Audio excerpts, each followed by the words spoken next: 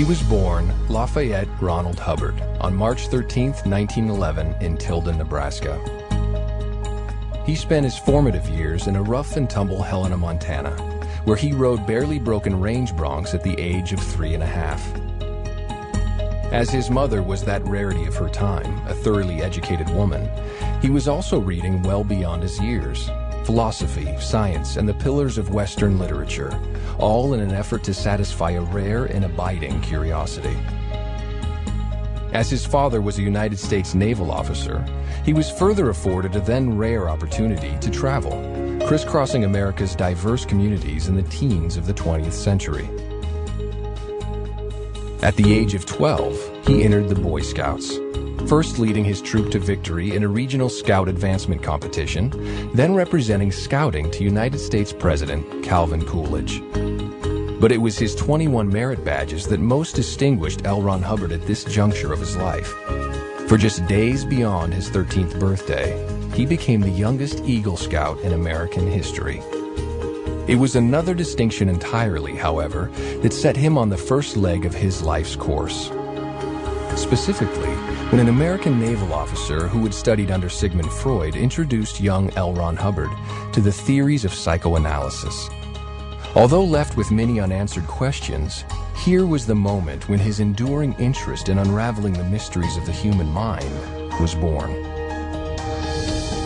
His father's naval career provided the next avenue of inquiry, in particular, a Far East assignment allowing the 16-year-old L. Ron Hubbard a chance to visit Asia. It was land still steeped in mystery and rarely seen by Westerners, yet pursuing very fundamental questions on the origins of man and the ultimate source of life. He trekked more than 250,000 miles through India, China, Japan, and the Philippines, into many remote cultures and much arcane wisdom, including Vedic hymns at the root of mankind's oldest beliefs.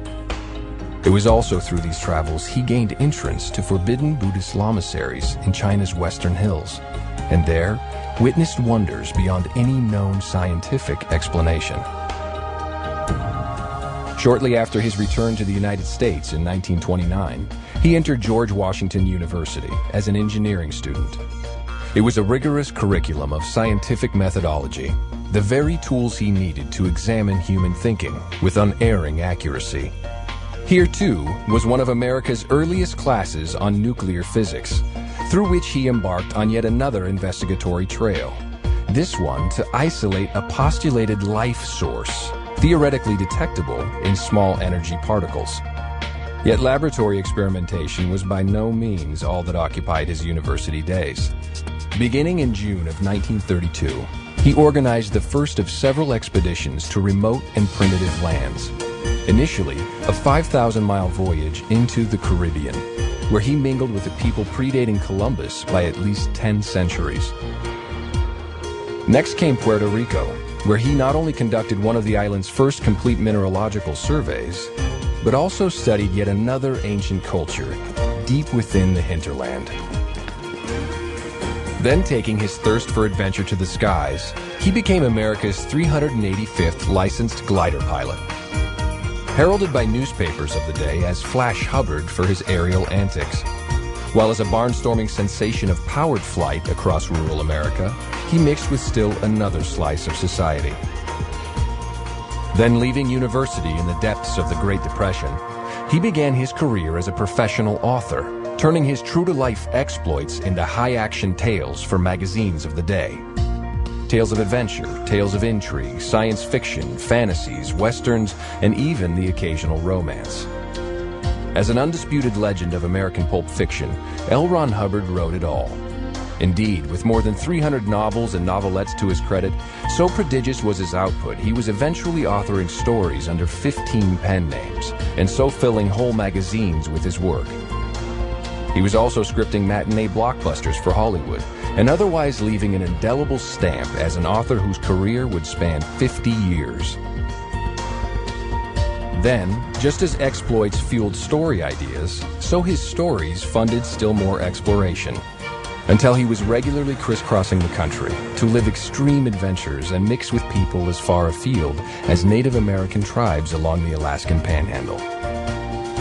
In recognition of discoveries in the field, he was further honored with a place in the prestigious and invitation-only Explorers Club, and so went on to captain expeditions beneath 3 club flags. But the real point of such adventures was the fact he was mixing with life to fathom life. The first decisive breakthrough came in 1937, when he isolated the single common denominator between all living things, a dynamic principle of existence. It was recorded in a manuscript entitled Excalibur, and presented the basis for all future research into the mind and source of life. But then came an interruption to that research, the Second World War. As he had since earned a rare Master Mariner's license to captain any vessel in any ocean, he received numerous recommendations for commission as a naval officer. In particular, he was described discreet, loyal, honest, and without peer in the art of getting things done. So it was, Lieutenant L. Ron Hubbard commanded warships in both the Atlantic and Pacific. He was highly decorated for duties under fire, and ended his service in a military hospital where he was treated for wounds suffered in combat. But that's also where he embarked on his final road of discovery. Working with injured servicemen who had failed to recover despite intensive medical care, he began employing all he had learned through the previous decades, spiritual principles from the East, as well as scientific methodologies from the West. What he then discovered were mental factors inhibiting recovery and preventing medicines from taking effect. And when in fact those mental blocks were addressed, the medicine began to work, and patients swiftly returned to health. He then continued refining procedures on people from all walks of life, actors and writers in Hollywood's film community, street gang members whom he treated as a special officer with the LAPD, even deeply troubled patients at a Georgia institution. And so it was, having developed a workable technology of the mind, he authored a definitive text on the subject, a work detailing all underlying theory, discoveries, and techniques. That book was Dianetics, The Modern Science of Mental Health, published on May 9, 1950.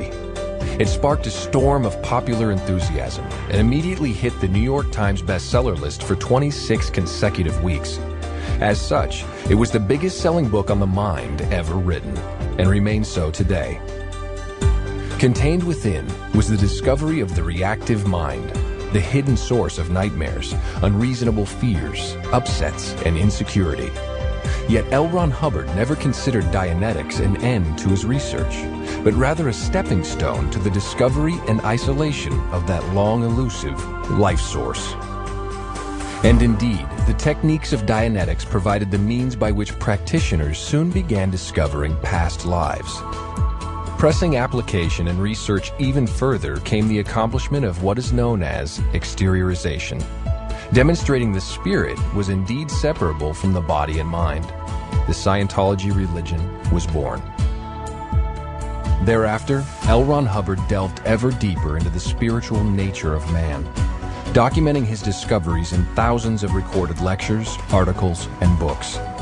While to present those discoveries, he literally circumnavigated the globe, and so churches of Scientology opened on 4 continents, headquartered at his long-term residence in southern England. Through ensuing years, L. Ron Hubbard continued advancing the subject until his passing in 1986. His legacy comprises tens of millions of published words and 3,000 recorded lectures, while with over 250 million copies of his books and lectures in circulation, he has inspired a movement spanning all continents and all cultures. So to those who would ask, what kind of man could have founded the only major religion of the 20th century? The answer is simple enough. A man who lived life from the top down and the bottom up. A man who had seen much wisdom and great suffering. A man who spent a quarter of a century bridging the gap between East and West, science and religion. A man such as L. Ron Hubbard.